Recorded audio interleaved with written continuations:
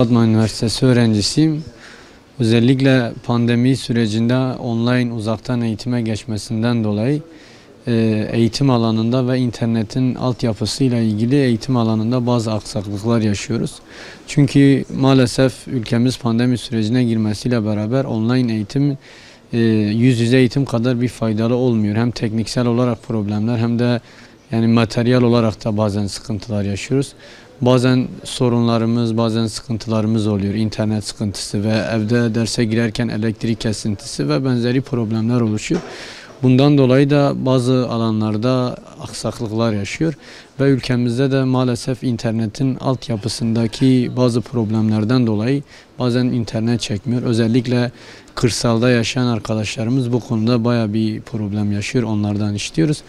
Bizim buradan yetkililere seslenişimiz bu internet altyapısı ve online eğitim olarak daha güzel, daha düzgün yani en güzelini yapmak için yapmanızdan dolayı. Çünkü eğitim ve öğretim hayatımızın daha güzel, daha dolu dolu geçmesini istiyoruz. Örgün eğitimde kadar olmasa bile en azından onu arındıracak, onunla beraber bir sıcak eğitim ortamının olması lazım.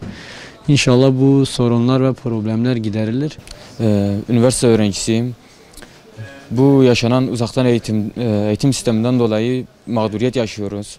Ailelerimize baktığımız zaman 11 nüfuslu bir ailede yaşıyoruz. Her 11 kardeşin de 9'u okul okuyor. Baktığımız zaman bu ailenin herhangi bir geliri baktığımız zaman asgari ücretli bir gelirle çalışıyor babamız.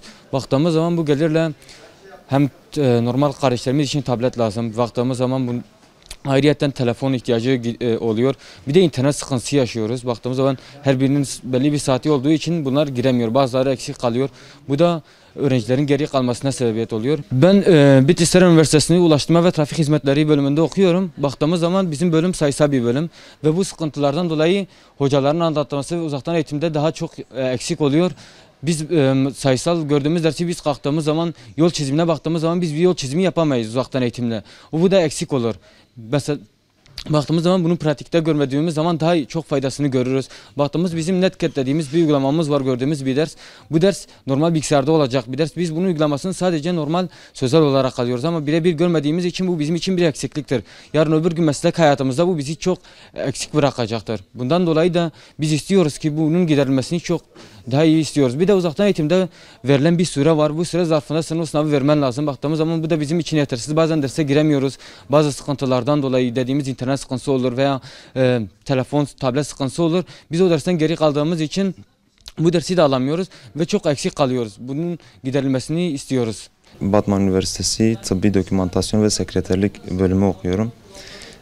Uzaktan eğitimden bahsedeceğiz. Şimdi uzaktan eğitim zaten olması gereken bir şey. Virüs ile mücadelede yani okullar kapanması zaten doğru bir şey ve gerekli bir şey. Uzaktan eğitimin de en güzel bir şekilde verilmesi gerekiyor. Bizim bölümler atölye bölümleri tıbbi dokümantasyon olarak biz genel ağırlıklı olarak bilgisayarlar üzerinde çalıştığımız için herkesin imkanı olmadığından dolayı biz bu erişimi sağlayamıyoruz ve sadece biz kendi tarafımızdan düşündüğümüzde bu bilgisayar ihtiyacını giderebilenler de oluyor. Daha çok köy kısmında kalan öğrenciler ise bu ihtiyacı karşılamamakla beraber sıkıntılara girebiliyorlar ve ileriki zamanda işe girecekleri vakit, atanacakları vakit bu konuda çok büyük sıkıntılar çekecekler. Daha önceden hep bilgi ağırlıklı çalıştıkları için, uygulama olmadığı için sıkıntı çekebilecekler. Kış bittikten sonra yaz gelmesiyle beraber, baharın başlangıcıyla beraber yani uzaktan eğitimden dönülmesi iyi olacaktır inşallah. Batman Üniversitesi İslam Bilimler Fakültesi son sınıf öğrencisiyim. Geçen sene ile bu sene arasındaki eğitim durumları konusunda baktığımızda gerçekten çok büyük farklar görüyoruz. Özellikle Kur'an-ı Kerim dersi gören arkadaşlarımızın bu noktada çok büyük sıkıntıları vardır. Hani kendim belki hafızlık eğitimi aldığımdan ötürü bu sıkıntıyı çok yaşamadım. Ancak özellikle bu noktada arkadaşlarımız birebir görmesi gereken Kur'an-ı Kerim dersinde şu an çok mağduriyetler yaşıyorlar. Hani bir de kullanılan araç ve gereçlerde teknik olarak çıkan aksaklıklar bir bütün olarak bütün öğrencileri etkilemektedir. Hani bu nedenden dolayı öğrencilerin bir yerden sonra artık girmek istememesi, yani dersten soğumasına yol açıyor. Tabii şu da var, hani ben köyde kalıyorum. Hani köyde kaldığımdan ötürü mesela şebeke sıkıntısı yaşıyorduk özellikle. Bu nedenden dolayı ben merkeze gelmek zorunda kaldım. Şu an aileden uzak kalıyorum. Bunun en büyük sebebi de işte yaşanan bu olanak eksiklerinden ötürü. Yani en kısa süreçte yaşanan en uygun şartlarda bir an önce yüz yüze eğitime dönülmesini gerçekten istiyoruz, bekliyoruz.